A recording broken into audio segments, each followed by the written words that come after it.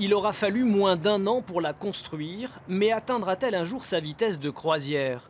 Sur le port de Cherbourg, l'inauguration de cette usine d'hydroliennes aurait dû être synonyme de fête. C'était sans compter le bras de fer engagé entre les collectivités locales et l'État. Nicolas Hulot m'a dit je ne suis pas convaincu et je n'ai pas la démonstration que cette filière-là est viable.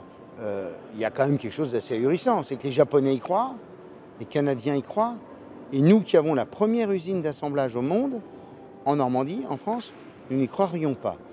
L'Asie et l'Amérique, premier client, un non-sens, car la ressource est bel et bien en Normandie.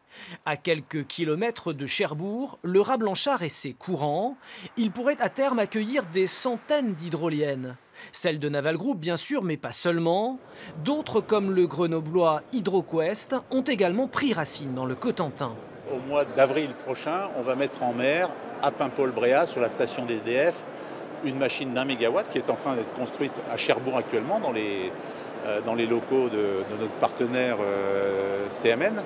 Et elle sera mise en service donc au printemps, raccordée au réseau. Il y a un vivier très important français, avec en effet Sabella, HydroQuest et Naval Energy, qui sont les 3 leaders du marché français. Et surtout le marché français, étant donné qu'il réunit 80% du potentiel en Europe ici au Raz Blanchard, eh bien il intéresse des étrangers.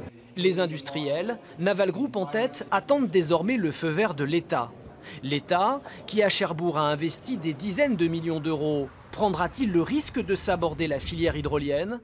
Emmanuel Macron pourrait se prononcer mercredi prochain lors d'un déplacement à Brest.